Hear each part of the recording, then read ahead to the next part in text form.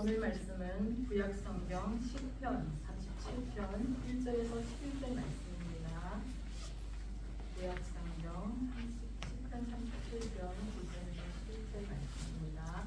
우리 다 같이 교독하겠습니다. 셀장님이 먼저 1절을 읽겠습니다. 악을 행하는 자들 때문에 불평하지 말며 불의를 행하는 자들을 시기하지 말지어다. 그들은 그와 같이 속히 배임을 당할 것이며 그는 해적같이 생활할 것입니다. 여호와를 의뢰하고 선을 행하라. 땅에 먹는 동안 그의 성실을 먹을 것도 삼을지어다. 또 여호와를 기뻐하라. 그가 내 마음의 소원을 내게 이루어 주시리로다. 내 길을 여호와께 맡기라. 그를 의지하면 그가 이루시고 내 일을 빛같이 나타내시며 내 공의를 정오의 빛같이 하시리로다. 여호와 앞에 잠잠하고 참고 기다리라. 자기 길이 형통하며 악한 죄를 이루는 자 때문에 불평하지 말지어다. 눈을 그치고 노를 버리며 불평하지 말라. 오히려 악을 만들 뿐이라. 진실로 악을 행하는 자들은 끊어질 것이나 여호와를 소망하는 자들은 땅을 차지하리로다. 잠시 후에는 악인이 없어지니 내가 그곳을 자세히 살필지라도 없으리로다. 그러나 온유한 자들은 땅을 차지하며 풍성한 화평으로 즐거워하리로다. 아멘. 네, 오늘 본문 말씀을 통해서 불평하지 말라라는 제목으로 하나님 말씀 증거하겠습니다. 오늘 본문에서 제일 많이 등장하는 단어는 불평이라는 단어입니다. 우리 시편 37편 1절, 7절, 8절 말씀 다 같이 읽어보겠습니다. 시작. 악을 행하는 자들 때문에 불평하지 말며 불의를 행하는 자들은 시기하지 말지어다. 여호와 앞에 잠잠하고 참고 기다리라. 자기 길이 형통하며 악한 꾀를 이루는 자 때문에 불평하지 말지어다. 눈을 그치고 노를 버리며 불평하지 말라. 오히려 악을 만들 뿐이라. 아멘. 이처럼 불평이라는 단어는 계속 등장합니다. 이 단어의 히브리 뜻은 너무 화가 많아서 분노가 부글부글 마음이 끓어오르는 모습을 나타내는 단어입니다. 그러면 시편 기자는 왜 이렇게 분노가 끓어올랐을까요?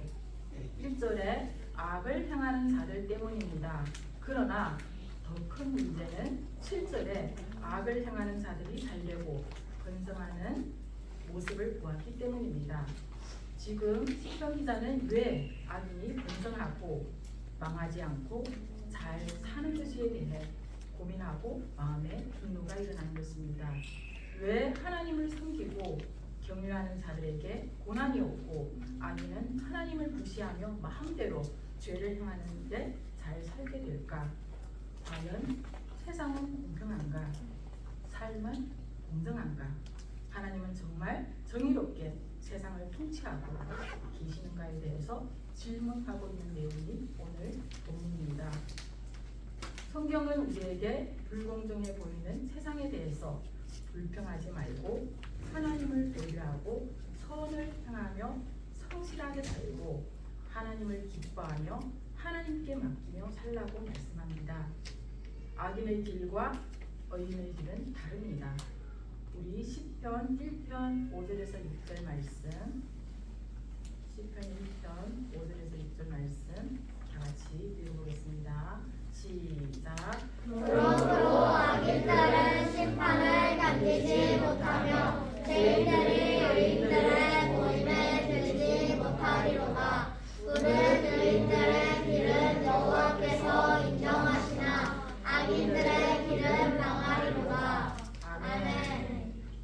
악인들은 심판을 견디지 못하며 죄인들이 의인들의 모임에 들지 못하며 악인들의 길은 망하고 의인들의 길은 하나님께서 인정하신다고 말씀합니다. 우리 시편 37편 2절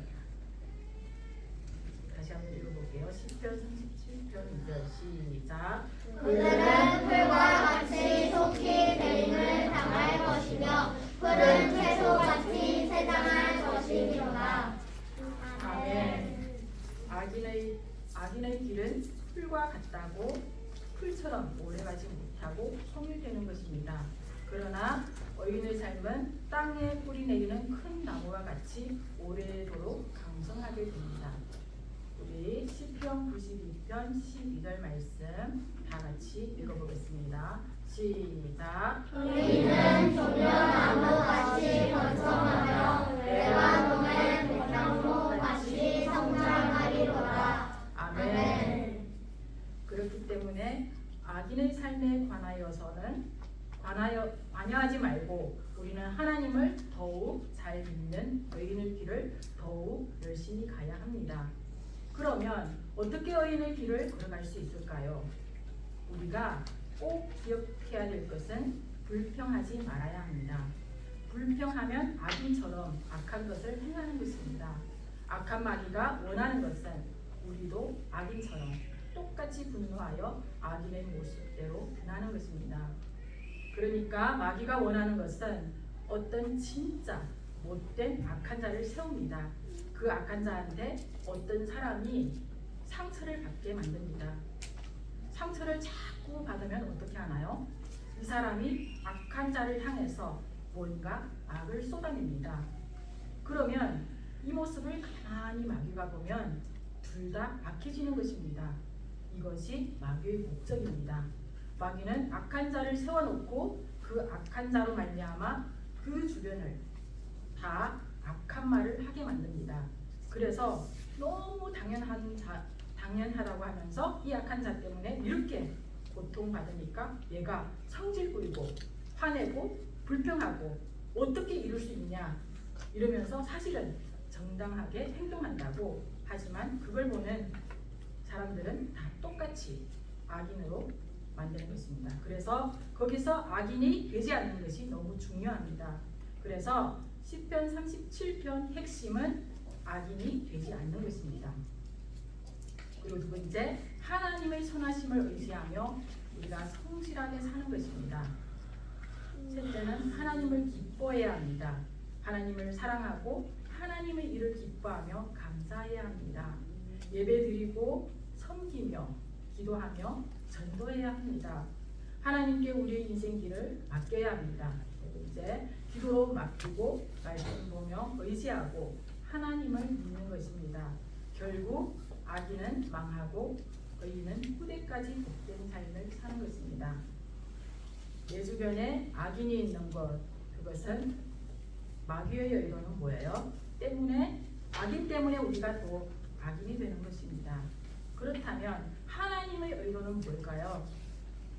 하나님의 의도는 악인을 통해서 의인들을 단련시키기 위해서입니다.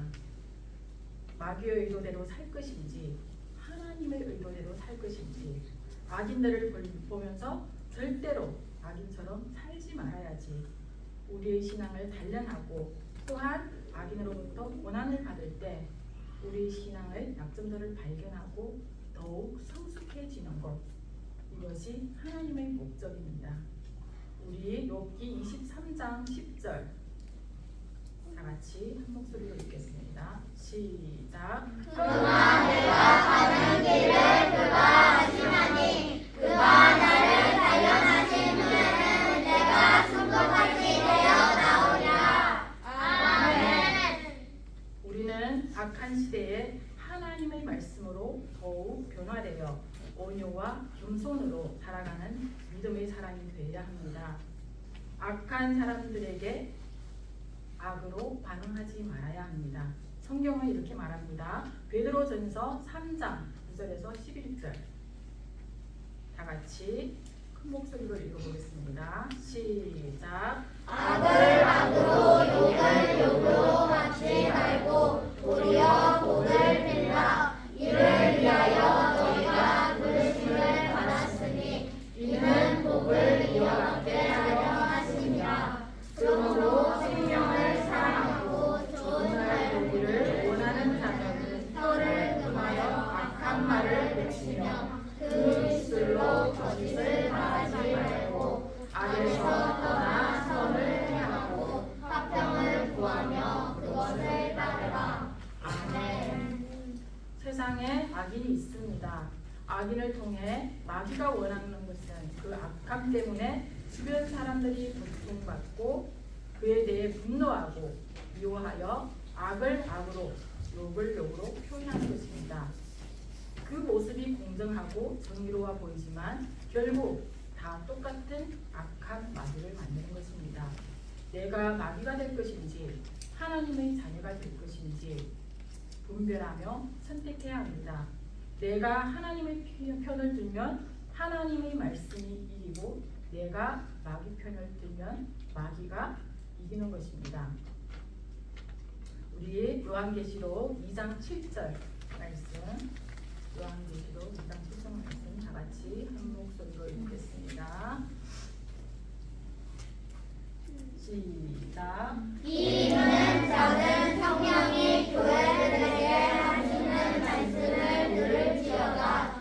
이는 그에게 은혜가 하나님의 영혼에 있는 생명의 열매를 주어 먹게 하리라. 아멘. 하나님은 모든 것을 알고 계십니다. 그리고 들으라고 하십니다. 그리고 우리에게 이기라고 명령을 하십니다. 이기는 자에게는 하나님의 축복의 약속이 있습니다. 그래서 악인의 이 악한 것들이 있을 때 이 땅만 보는 시각을 갖고서는 우리가 온전하게 볼 수 없습니다. 길게 보는 것입니다. 영원한 세계, 천국까지 볼 수 있는 눈을 가지고 우리가 예수님처럼 살아야 합니다.